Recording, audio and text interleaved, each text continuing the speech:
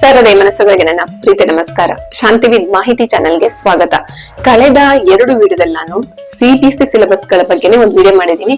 ಹಾಗೆ state syllabus ನಲ್ಲಿನ ಪೋಷಕರ ಆತಂಕಕ್ಕೆ ಕಾರಣ ಏನು, ಅದು ಎಷ್ಟು ಮಟ್ಟಿಗೆ ಸ್ಟೇಟ್ ಸಿಲೆಬಸ್ ಪೋಷಕರು ಚಿಂತೆ ಮಾಡೋ ಅವಶ್ಯಕತೆ ಇಲ್ಲ ಅನ್ನೋದನ್ನ ಹೇಳುವಂತ ಒಂದು ವಿಡಿಯೋವನ್ನ ಮಾಡಿದೀನಿ. ದಯವಿಟ್ಟು ಆ ವಿಡಿಯೋವನ್ನ ನೋಡಿಲ್ಲ ಅಂದ್ರೆ ಆ ವಿಡಿಯೋವನ್ನ ನೋಡಿ. ಹಾಗೆ ಉಳಿದಿರೋದು ಐಸಿಎಸ್ಸಿ ಸಿಲೆಬಸ್ ಬಗ್ಗೆ. ಹೆಚ್ಚಿನ ಜನ ಪೋಷಕರು ಕೇಳ್ತಿದ್ರು ಐಸಿಎಸ್ಸಿ ಸಿಲೆಬಸ್ ಬಗ್ಗೆ ಕೂಡ ಒಂದಿಷ್ಟು ಇನ್ಫಾರ್ಮೇಶನ್ ಅನ್ನ ಕೊಡಿ ಅಂತ ನಾನು ತುಂಬಾ ವಿಡಿಯೋವನ್ನ ಮಾಡಿದೀನಿ. ಇದು ಸಪರೇಟ್ ಆಗಿರುವಂತಹ ವಿಡಿಯೋ. ತುಂಬಾ ಆಳವಾದ ವಿವರಣಾತ್ಮಕ ಓದು ಕಲಿಕೆ ಬೇಕಾಗತ್ತೆ. ಯಾಕೆಂದ್ರೆ ಇದು ಸುಮ್ನೆ ಕ್ಲಾಸಲ್ಲಿ ಕೂತ್ಕೊಂಡು ಮನೆಗ್ ಬಂದು ನಾನು ಪಾಸ್ ಆಗ್ತೀನಂದ್ರೆ ಸ್ವಲ್ಪ ಕಷ್ಟ ಆಗತ್ತೆ.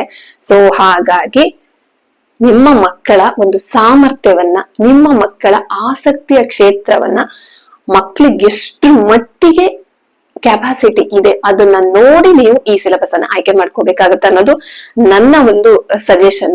ಹಾಗಂತೂ ತುಂಬಾ ಡಿಫಿಕಲ್ಟ್ ಇರುತ್ತಾ? ಖಂಡಿತ ಇಲ್ಲ. ಮಗುವಿನ ಮೇಲೆ ಹೋಗುತ್ತೆ. ಮಗು ತುಂಬಾ ಚೆನ್ನಾಗಿ ಓದ್ತಿದೆ, ಎಫರ್ಟ್ ಹಾಕ್ತಾನೆ, ತುಂಬಾ ವಿಷಯವನ್ನ ತಿಳ್ಕೊಳ್ಳೋಕೆ, ಆಳವಾಗಿ ತಿಳ್ಕೊಳ್ಳೋಷ್ಟು ಅವನಿಗೆ ಕೆಪಾಸಿಟಿ ಇದೆ ಅಂದ್ರೆ ಖಂಡಿತ ಹಾಕಿ. ತುಂಬಾ ಫ್ಯೂಚರ್ ಕೂಡ ಚೆನ್ನಾಗಿದೆ.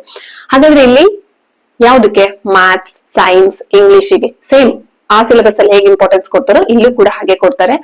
ಹಾಗೆ ಇಲ್ಲಿ ಸ್ಕೂಲ್ಗಳು ಕೂಡ ತುಂಬಾ ಅಷ್ಟು ಸಿಬಿಎಸ್ಇ ಇರುವಷ್ಟು ಸ್ಕೂಲ್ಗಳು ಐಸಿಎಸ್ಸಿ ಸಿಲೆಬಸ್ ಅಲ್ಲಿ ಇರೋದಿಲ್ಲ.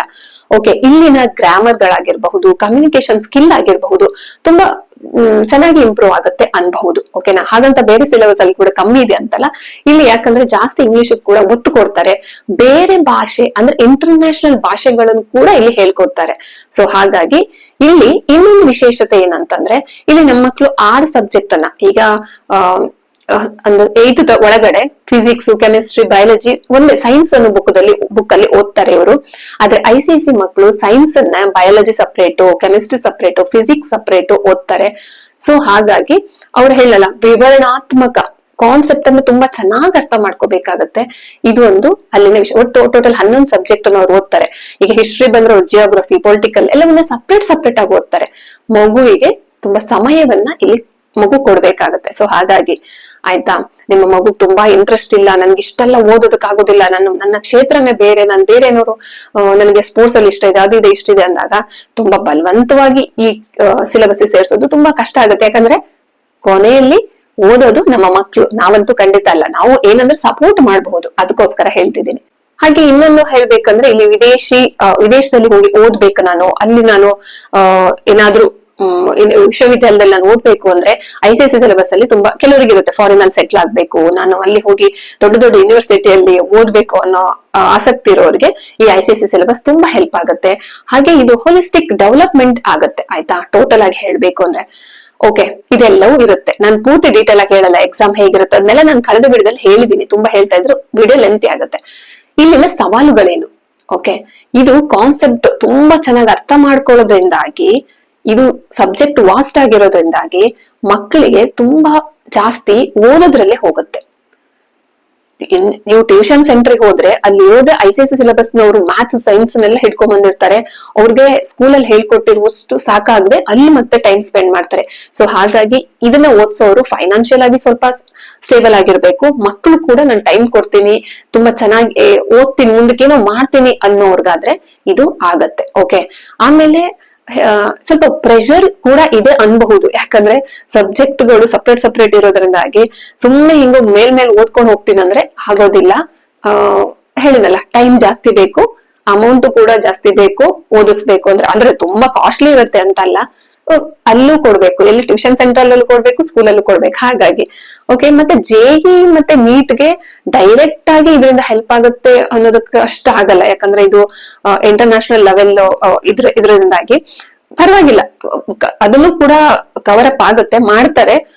ಸಿಬಿಎಸ್ಇ ಅಲ್ಲಿ ಸ್ಟೇಟ್ ಎಲ್ಲಾರು ಸ್ವಲ್ಪ ಇನ್ನು ಇಂಪಾರ್ಟೆನ್ಸ್ ಇದೆ ಅನ್ಬಹುದು. ಹಾಗಂತೂ ಐಸಿಎಸ್ಸಿ ಒಂದ್ ಲೆವೆಲ್ ಓದೋದ್ ಜಾಸ್ತಿ ಇರುತ್ತೆ, ಒಂದು ಸಮಾನವಾದ ಒಂದು ಅವಕಾಶ ಇಲ್ಲೂ ಕೂಡ ಇದೆ ಅನ್ಬೋದು.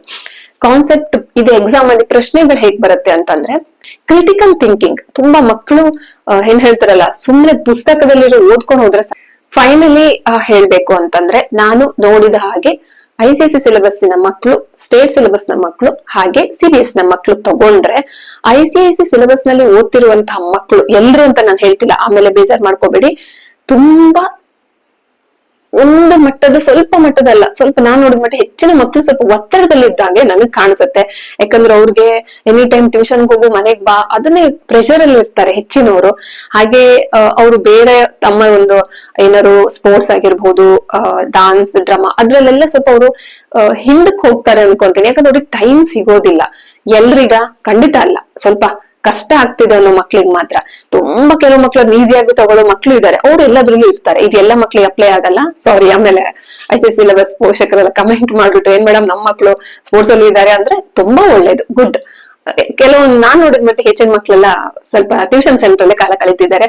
ಸೊ ಹಾಗಾಗಿ ಪೋಷಕರು ನಿಮ್ಮ ಮಕ್ಕಳನ್ನ ICSE ಸಿಲೆಬಸ್ ಹಾಕಿದ್ರೇನೆ ಅವರು ಜೀವನದ ತುಂಗ ಶಿಖರಕ್ಕೆ ಇರ್ತಾರೆ, ಯಶಸ್ಸನ್ನ ಕಾಣ್ತಾರೆ ಅನ್ನೋ ಮನಸ್ಥಿತಿಯಿಂದ ಹೊರ ಬಂದ್ರೆ ಬೆಟರ್ ಅನ್ಸುತ್ತೆ. ಆ ಮಕ್ಳಿಗೆ ಒತ್ತಡ ಆಗ್ತಿದೆ, ತುಂಬಾ ಪ್ರೆಷರ್ ಆಗ್ತಿದೆ ಅಂದ್ರೆ ಅಷ್ಟು ಫೋರ್ಸಬಲಿ ಕಳ್ಸೋದು ಒಳ್ಳೇದಲ್ಲ. ಯಾಕಂದ್ರೆ ಸ್ಟೇಟ್ ಸಿಲೆಬಸ್ ಮಕ್ಕಳು ಕೂಡ ಅಚೀವ್ ಮಾಡ್ತಾರೆ, CBSE ಮಕ್ಕಳು ಕೂಡ ಅಚೀವ್ ಮಾಡ್ತಾರೆ. ಓಕೆನಾ? ಇದಿಷ್ಟು ICSE ಸಿಲೆಬಸ್ ಬಗ್ಗೆ ನನಗೆ ತಿಳಿದಿರುವಂತಹ ಮಾಹಿತಿ ಆಗಿರುತ್ತೆ. ನಿಮ್ಗೆ ಇದ್ರ ಬಗ್ಗೆ ಡೀಟೇಲ್ ಆಗಿ ಬೇಕು, ಎಷ್ಟು ಮಾರ್ಕ್ಸ್ ಇರುತ್ತೆ ಅದೆಲ್ಲ ಬೇಕು ಅಂದ್ರೆ ನನ್ನ ಹಳೆ ವಿಡಿಯೋದಲ್ಲಿ ಡೀಟೇಲ್ ಆಗಿ ಹೇಳಿದ್ದೀನಿ. ಸೊ ಇದಿಷ್ಟು ಇಂದಿನ ವಿಷಯವಾಗಿರುತ್ತೆ. ಮತ್ತೆ ಮುಂದಿನ ವಿಡಿಯೋದಲ್ಲಿ ನಾನು ಒಂದೊಂದು ಸಬ್ಜೆಕ್ಟ್ ಅನ್ನ, ಈಗ ಕನ್ನಡ, ಇಂಗ್ಲಿಷ್, ಮ್ಯಾಥ್ಸ್, ಸೋಷಿಯಲ್, ಇವೆಲ್ಲವನ್ನ ಯಾವ ರೀತಿ ನಮ್ಮ ಮಕ್ಕಳು ಓದಿದ್ರೆ ಅದು ಮೆಮೊರಿಯಲ್ಲಿ ಉಳಿಯುತ್ತೆ ಅನ್ನೋ ಬಗ್ಗೆ ಒಂದಿಷ್ಟು ವಿಷಯವನ್ನ ಹಂಚ್ಕೊಂತೀನಿ. ಮೊದಲಿಗೆ ನಾನು ಕನ್ನಡ ಸಬ್ಜೆಕ್ಟ್ ಅನ್ನ ತಗೊಂತೀನಿ. ಯಾಕಂದ್ರೆ ಕನ್ನಡದಲ್ಲಿ ತುಂಬಾ ಮಕ್ಕಳು ವೀಕ್ ಇರೋದ್ರಿಂದಾಗಿ ಕನ್ನಡ ಸಬ್ಜೆಕ್ಟ್ ಅನ್ನ ಯಾವ ರೀತಿ ನಾವು ಓದಿ ಅರ್ಥ ಮಾಡ್ಕೊಂಡ್ರೆ ಈಸಿ ಆಗುತ್ತೆ ಅನ್ನೋದನ್ನ ನೆಕ್ಸ್ಟ್ ವಿಡಿಯೋದಲ್ಲಿ ಹೇಳ್ತೀನಿ. ಇಷ್ಟು ಹೊತ್ತು ನನ್ನ ವಿಡಿಯೋವನ್ನ ನೋಡಿದಂತ ನಿಮ್ಮೆಲ್ಲರಿಗೂ ಧನ್ಯವಾದಗಳು. Thank you so much.